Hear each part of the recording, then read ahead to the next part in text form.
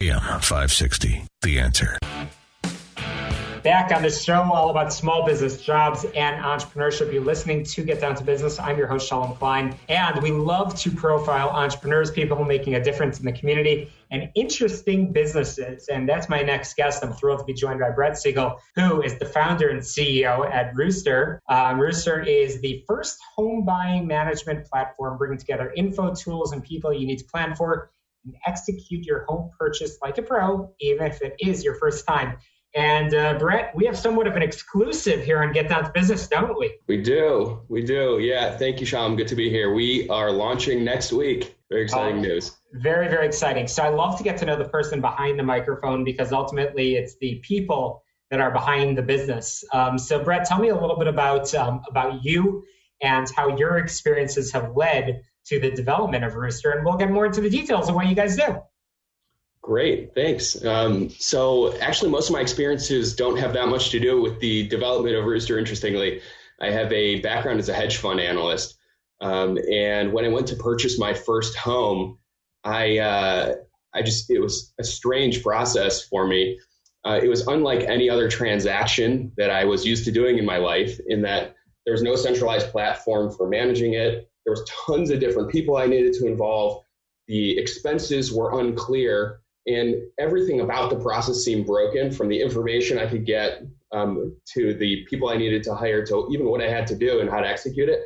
And so from that point, I started thinking about ways that we could improve the process for people, and scratched the itch at one point, left the hedge fund career, and started up Rooster.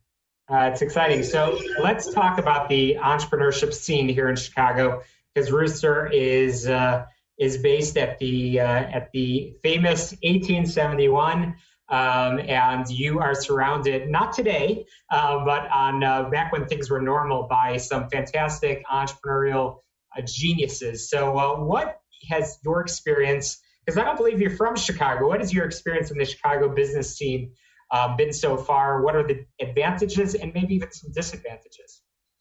Yeah, so it's really interesting. So I grew up in Cleveland. I went to University of Michigan and then came out to Chicago to work. So my entire professional career has been based out of Chicago. I just entered the tech scene, obviously, as I was starting to create Rooster. 1871 is an incredible place where it's at the epicenter of innovation in the city. And I was one of the first companies to go through a new accelerator program they have there called Pyros, where they have stage-specific programming for different entrepreneurs. And so you're put in a cohort, they give you courses, all part of the membership there. And of course, it's a co-working space, so you're surrounded by people that are of a similar bent and mindset and craziness as you are, as you're sort of starting something new from scratch. And so that's been great. The Chicago ecosystem is like a number of between the coast sort of entrepreneur ecosystems is growing and gaining more attention, and there's some stars coming out of it. But it is certainly different in a number of ways. It's more conservative than on the coast. So on the coast, you can get funding for ideas that you have with sometimes not even a PowerPoint presentation. In Chicago, it's a little bit more of a show me story. And so it's more difficult to get funding before you've proven out your business model. There's people willing to take risk at different points in that journey. But certainly you have to prove it out a little bit more. Interestingly, that makes for the best venture capital returns in the entire country, which you may have sort of discussed before on your show. But because the investors are more conservative, the deals coming out of Chicago are actually higher quality. And as that's happening, there's more capital flowing into the city, which is great. So every business is launched because there's a need. So Brett, tell me a little bit about the need that you saw in the home buying experience, the sort of challenge that existed, and what is Rooster, and what do you guys set out to do? Yeah, so there's no centralized platform for someone to manage all of the tasks in the home buying journey that they have to do on their own. So everything from learning about how to buy a home, planning for it, budgeting for it, managing your tours and taking notes, through getting mortgage quotes, finding your agent, and connecting to all the service providers that you need in the process. It's currently a totally disjointed process. And so what we were able to do is create a home buying management platform to unify all of those different things. And so that's the benefit for the consumer. We're a marketplace model business. And so we bring consumers at the very earliest part of their journey before they're willing to or needing to interact with any of the vendors or service providers in the process. We're nurturing them by providing them a ton of really high quality content and tools that they can get benefit for free. And at the time they're willing and needing to transact with all the different vendors that they need, we're going to be bringing a one-stop shop for those vendors and service providers. For those vendors and service providers is really interesting because we anticipate having a really unique, high-intention buyer who should convert at a much higher rate and be cheaper to acquire than sort of going through Google to acquire users. And so that's what we're. And Brett, I have a hunch that this is very personal for you. The challenge that you're setting out to fix. Was this a personal experience for you? It was a totally personal experience. It was a number of experiences within the one experience of purchasing a home. I actually pivoted into this idea from an initial idea I had, which was to create a Carfax for homes.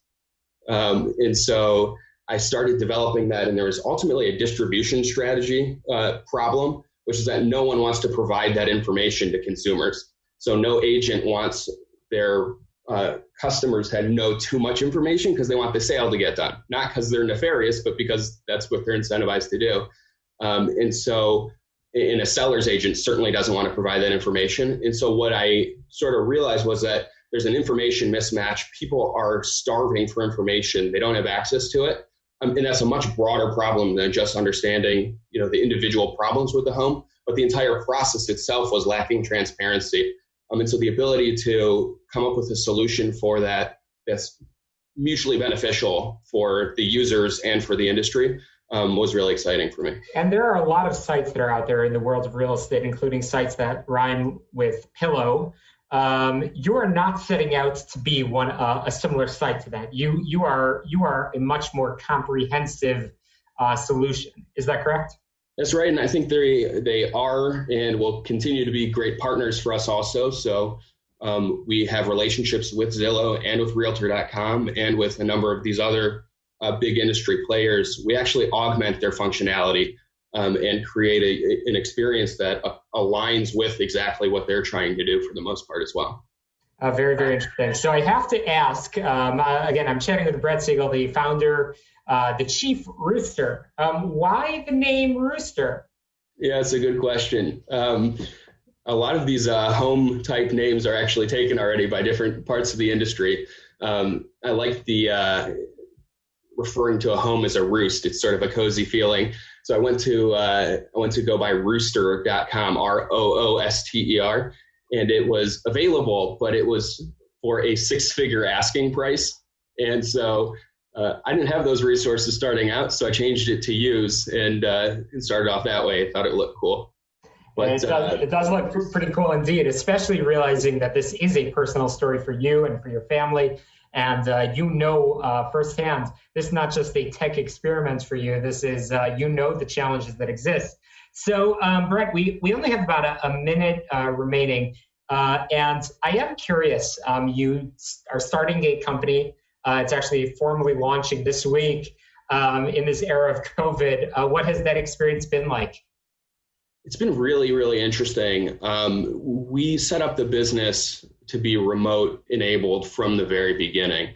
And so the way a lot of businesses like me start off is not by hiring a bunch of employees, but by hiring contractors around the world. So I have a team of developers in Ukraine. I had a content writer in Washington, D.C. I had a designer in Canada, right? And so the whole business was set up as a remote enabled organization. So the operations didn't change. What did change was the environment. And so capital raising in the middle became very interesting. Thinking about a launch strategy became very interesting. And then congratulations, you've done it. Rooster is launching. So I know there is a bit of a site that's up, but there's going to be more that's available soon. where can our listeners learn more and get in touch? Yeah, Rooster, RUUSTER.com. You can request access and it'll be live this week. That's very exciting. Brett Siegel, the Chief Rooster, RUUSTER, right here in Chicago. Brett, come back soon. Keep us posted on the story. And hopefully as you help many home buyers with their experience. Appreciate you coming on. Thanks, Shalom. And you're listening to the show all about small business, jobs, and entrepreneurship. Check out my website, ShalomKlein.com. I'll be back in just a moment with more tips, advice, and information for all you small business owners. We'll be right back.